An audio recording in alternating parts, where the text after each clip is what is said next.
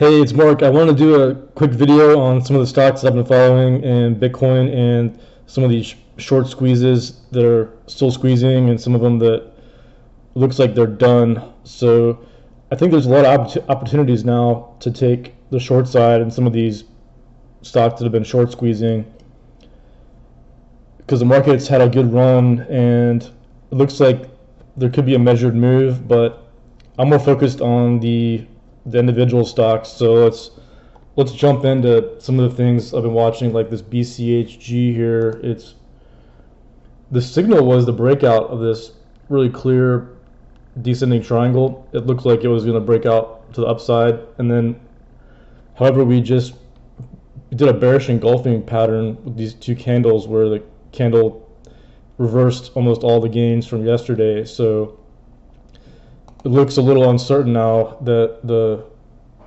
the breakout's going to continue. I mean, we'll see what it does, but I'm not as confident in the Bitcoin trades, the long side here, because the BCHG has been a good leading indicator along the way as you look at Bitcoin. But I mean, look at the same kind of move didn't really happen in some of the charts. Like Bida has not really moved, and Bitcoin itself, it had a pretty good spike day, but it's just not 100% certain now.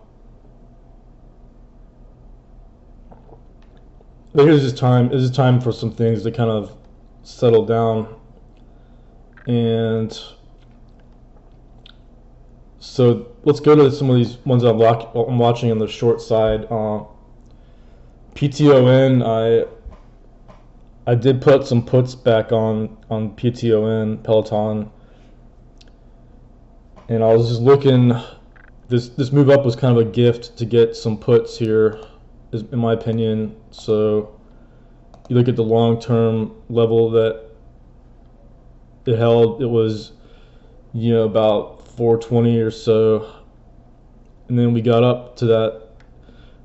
The resistance on this little move here was right about where it hit off. Like, it couldn't go above. It hit off of 480, so it's not even going the 490s. So it looks like, to me, it looks like a test and fail, where it just failed to get above that level. Maybe from short selling, or maybe from it's just nobody buys it there. But the chart here has got a pretty good move coming off of this, so it looks like a really good short setup to me here. And I put those puts on yesterday because I kind of saw it break that yesterday. There, it broke this uptrend that it's been in. A lot of these short interest names have been squeezing, and Peloton definitely has a lot of shorts on it. So once it broke this uptrend here, I put on some puts because the momentum. I mean, look at that candle there too. It was a shooting star candle, so the stock went up really fast and just came down and finished at the close. So the momentum's really kind of gone there now. It's not. I mean, it could be a flag, but judging by the volume here, I mean a bull flag, but judging by the volume, all these sell volume right there, it's definitely doesn't look like a bull flag. If it was a bull flag, you'd want to see the volume in reverse, where there would have been a lot more buying on this day. But it's kind of funny how that worked out. I guess that was the earnings. There's some weird stuff going on with their earnings. So volume's not always 100% right, but usually if you look at the volume, it tells you something. And we've seen the flows. I was looking at. I follow a lot of accounts on Twitter, if you don't know, and the flows were really coming into the GME and the AMC like before the move. So you can you can see that first day there. I mean, that was something. 36 million shares traded on in early May, and then this one looks done. I had a feeling it was done when it had that first red candle. when a stock spikes up like that really fast and really far, you know, once it goes red candle, there's a red day. It's usually when the the bulls are done and the shorts are coming in. So AMC is kind of the same thing. So AMC it seemed like a little less of a run, but percentage-wise, it was a pretty good run too. I mean, was up, you know, like 400%. But the AMC looks like a slow fade too. And I was waiting for these to kind of get to the backside. The backside's where it's already had the top, and it's just fading down every day. And the shorts won on that one too again. So yeah, that was a really good short today, or puts.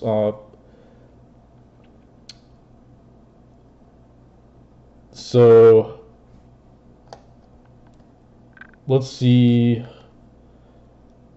Yeah, the other ones I've been following, some of these ones, they're still kind of threatening. Some of the ones that I'm really bearish on. But let's look at the housing stocks, because I have a feeling there's going to be some really good short setups in these now. Yeah, so Wayfair. Yeah, look at that, Wayfair.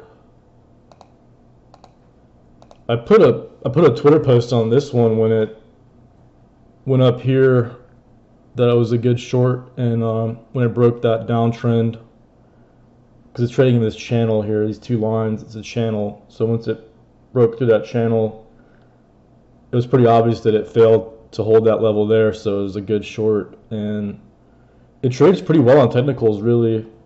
It trades in channels and off of levels. So the big level was around $70, and we got up there, and then we did another shooting star, kind of like Peloton did there. It's another red candle. So to me, it's super. It's just like super scripted here that it's gonna come down again.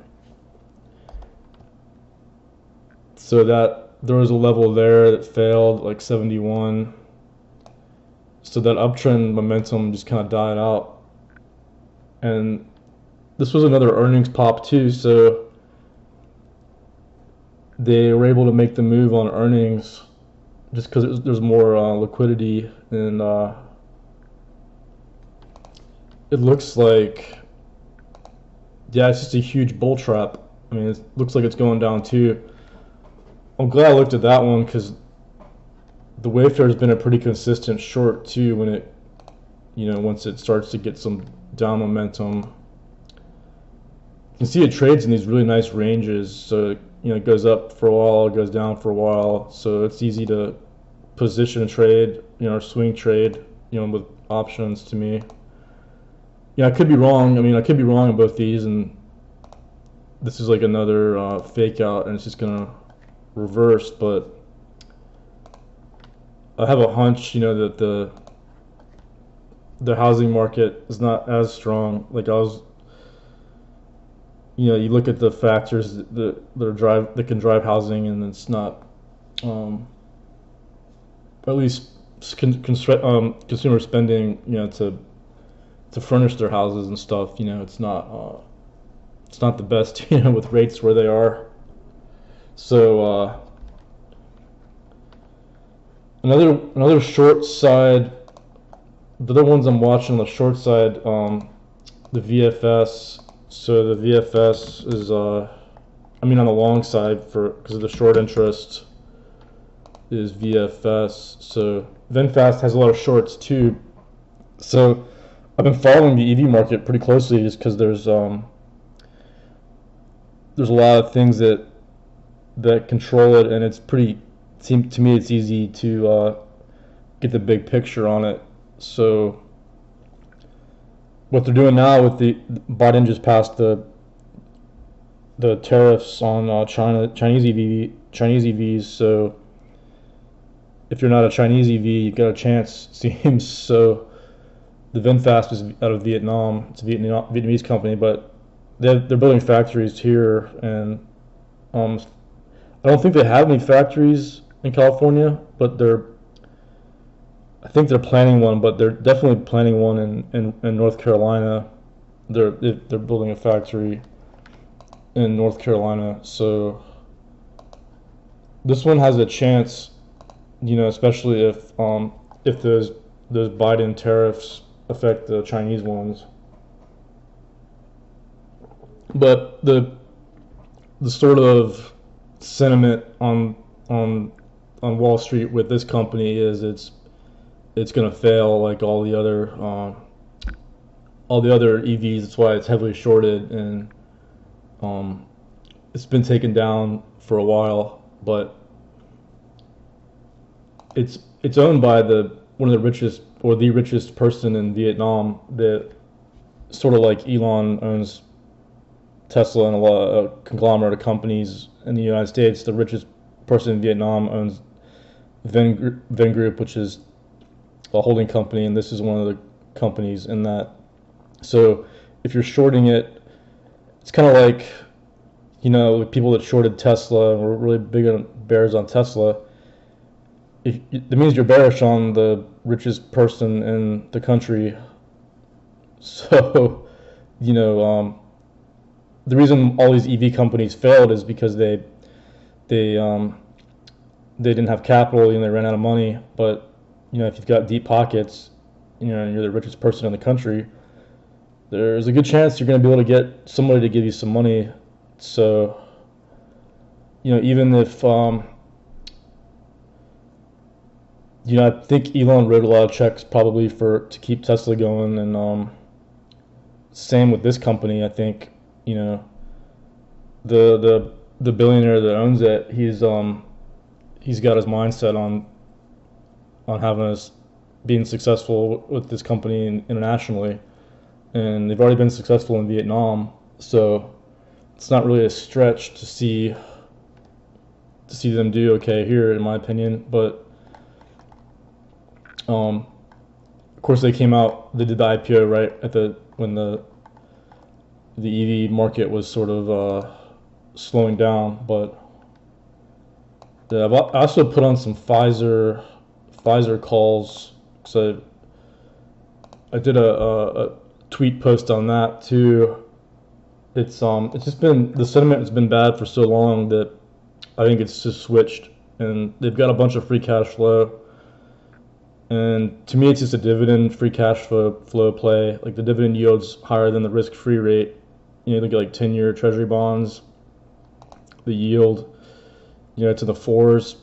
The dividend yield on Pfizer is 5% now, and they grow free cash flow. It's a free cash flow machine. So the dividend's secure, and you've got more innovations coming, and the technology they use to find drugs. So the LLMs are really good at looking at the proteins and finding drugs and speeding up the process, and basically saving a lot of money too in the process. So I think the Pfizer is a good play for the year, really, or the next couple of years at least. And that's about it, really, that I was looking at that I want to talk about. So I've probably been going a while already. Let's see. Yeah, it's like 14 minutes. So I'll wrap it up there, and let me just think and make sure I got everything that I want to touch on. Yeah, I mean, tech looks like, it's been going up for so long, it's just slowing down. It's been going up since like mid-April almost. So, but we broke out. I don't know. It's like, still feels kind of uncertain.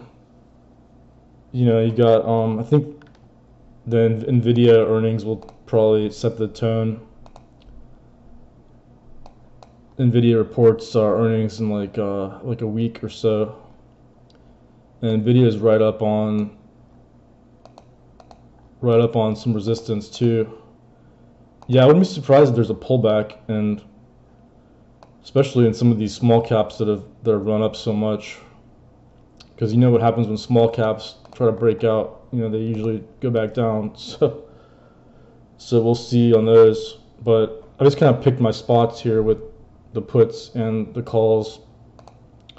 So yeah, I'll wrap it up there. And thanks for watching, and be sure to subscribe to my Substack right at the link on my Twitter account. And it's Substack. It's my stockpursuit.substack.com.